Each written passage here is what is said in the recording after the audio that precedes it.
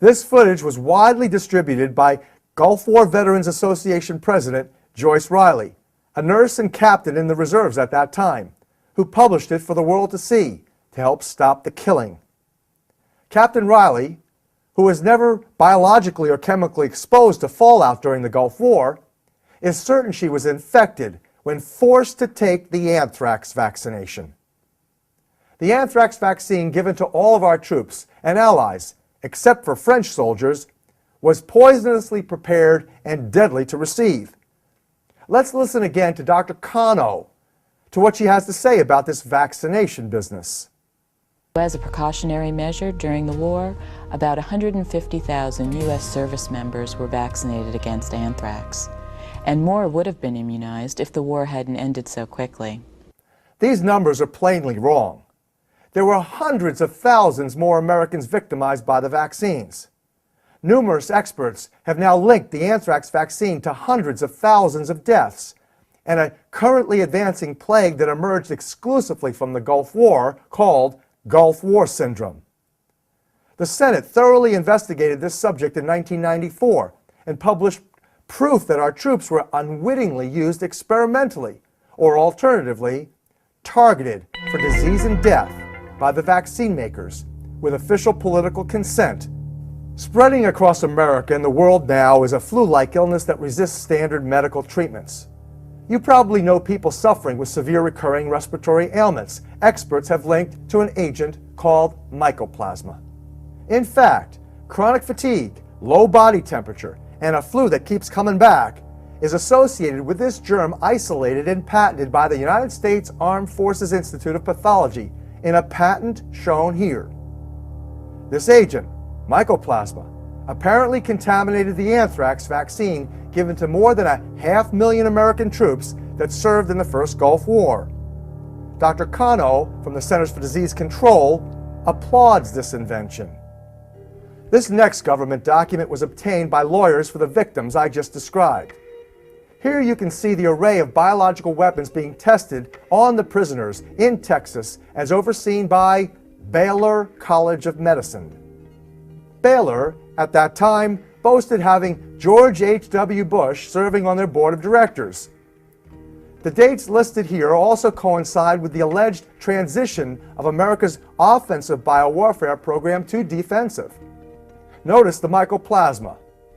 Both defensive and offensive studies were conducted, a vaccine study and a hall study in which prisoners were actually exposed to this airborne agent in a meeting hall.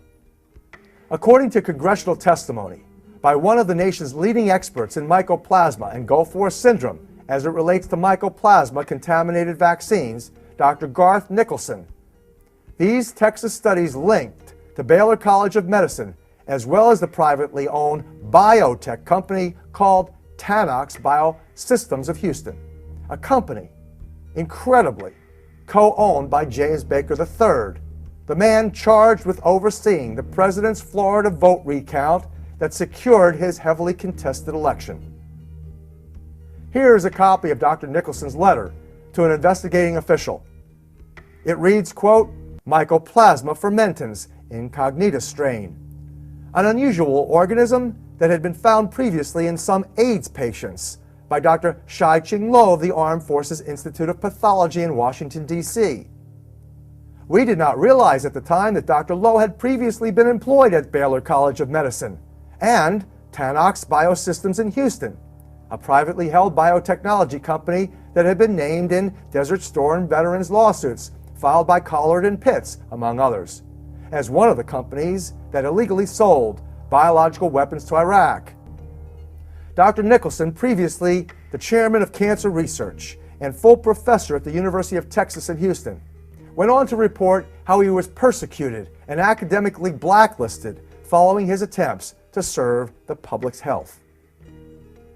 Contrast this nightmare Dr. Nicholson lived through with Dr. Kano's matter-of-factly and incorrectly claiming the vaccinations given to troops were immunizations. In fact, for the sake of accuracy, evading for the moment the use of vaccinations to make people sick, the use of the two terms, vaccinations and immunizations, have been successfully confused by the government and industry propagandists. Immunizations and vaccinations are not the same. Vaccinations typically cause hypersensitization reactions, including allergies, asthma, autoimmune diseases, and with contaminants such as mycoplasma or frequently inoculated herpes-type viruses such as the Epstein-Barr virus, cancers can be triggered. Immunizations, on the other hand, are caused by natural exposures to foreign proteins that challenge our immune systems. The confusion persists simply because health officials and professionals acting as propagandists like Dr. Kano want people to believe that vaccinations prompt natural immunity, which they do not. With all vaccinations, whatever desirable sensitivity occurs against germs comes with great risks of side effects. Just read their package inserts, or a physician's desk reference, or Google search them to learn more about this sad truth. Now let's examine the source of the anthrax that Dr. Kano says woke us up to just how dangerous anthrax can be.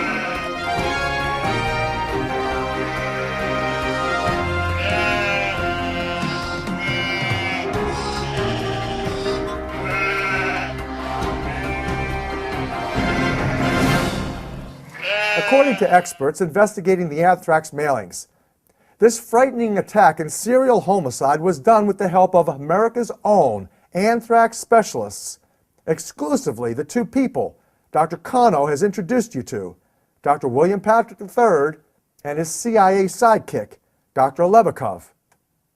How would I know this?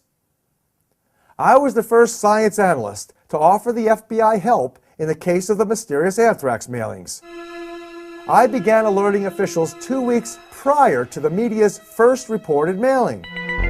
I was alerted by years of anthrax research and 2 segments of the ABC News with Peter Jennings, the nights of September 26 and 27, 2001.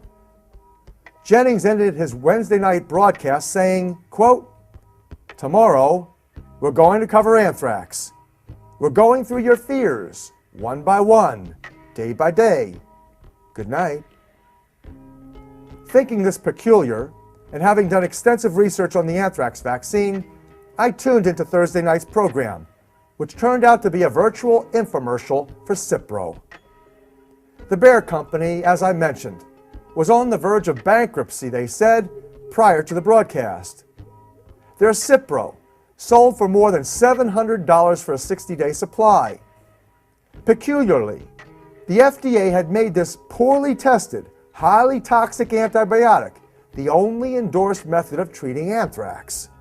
That was bizarre, because most doctors realized you could treat anthrax far less expensively with many other antibiotics.